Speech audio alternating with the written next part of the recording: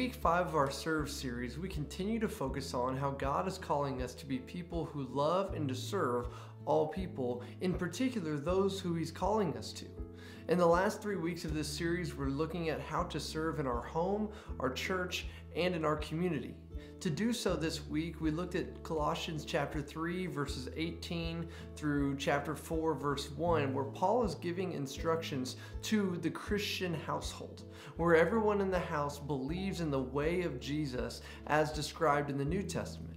And the purpose of what Paul is really getting to in this passage and in really this whole section and chapter is not to try to put everybody in a box of specific roles to play in the family. Like, hey, you act this way and you act this way and you act this way. And if you do that, then we're all going to be happy and everything's going to be great. What he's trying to do is to communicate that the believer's relationship with God should be expressed through service within the confines of a family. As Paul gets into describing the instructions for the Christian households, he does so by step, by each person who's living in the home, starting with the wives. He says, wives, you're to submit to your husbands. Now, this word submit oftentimes can carry a lot of negative connotation with it.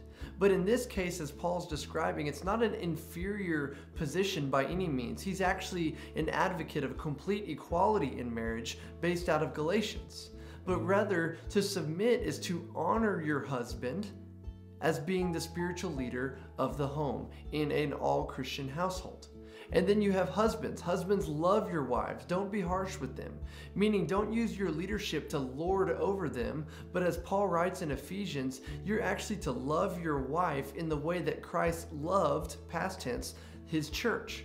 And what this means and is referring to is Jesus' sacrifice on the cross, his action and then conquering death, that his greatest act of service was giving up his whole self for the people of God, the church as a whole. And then children.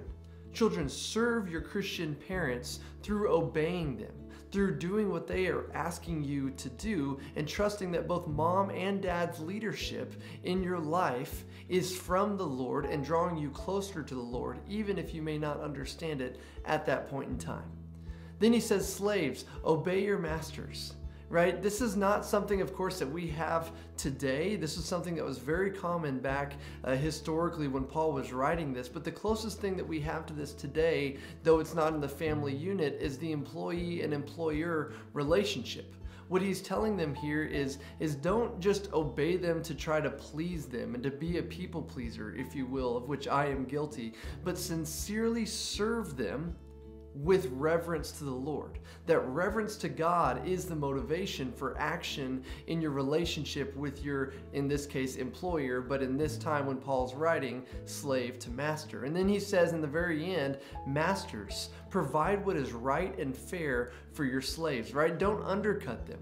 They may, in the course of society, in that time historically, be less than, but in a Christian household, because God values all people equally, treat those people, treat slaves with dignity and respect as human beings, because this is different than the norm of society.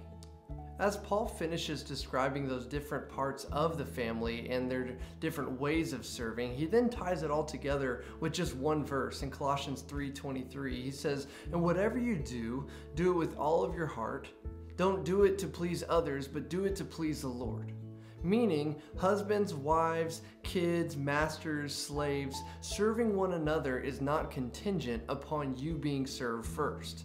Actually, our service to each other should be based on our love for God, knowing that our eternal inheritance, if you will be in heaven someday. Because we know that when we serve our families, Paul is actually saying in verse 24 that it is the Lord Christ that you are serving, and we will all be held accountable for the ways that we serve or ways that we don't serve someday as well. And as we think about this role of serving, Paul is very clear about describing its importance within the family. But if we look at our lives, how would I say, we are doing at selflessly loving our family? Now, you may be listening to this and you might be single or you may be widowed. So what I would ask you is, how would you say you're doing at loving the people who are closest to you, that you would consider equal with family? Because it's easy to serve each other when things are going well, but what happens when we think that our needs aren't being met for some reason within our family? Maybe we feel like we aren't being served. The sole motivation for serving our family is not so that they will love us, right? Though enhancing love is an aspect of and a byproduct of serving somebody. But our motivation to serve our families is that God loves us, right? Therefore, serving our family well is our expression of love back to God. And on the flip side of that, it would also mean that choosing not to serve our family is also choosing not to express our love to God as well. And so a few questions to think about and to process this week is, first, what is the best example you can think of in what it looks like to serve your family? Why does that stand out to you?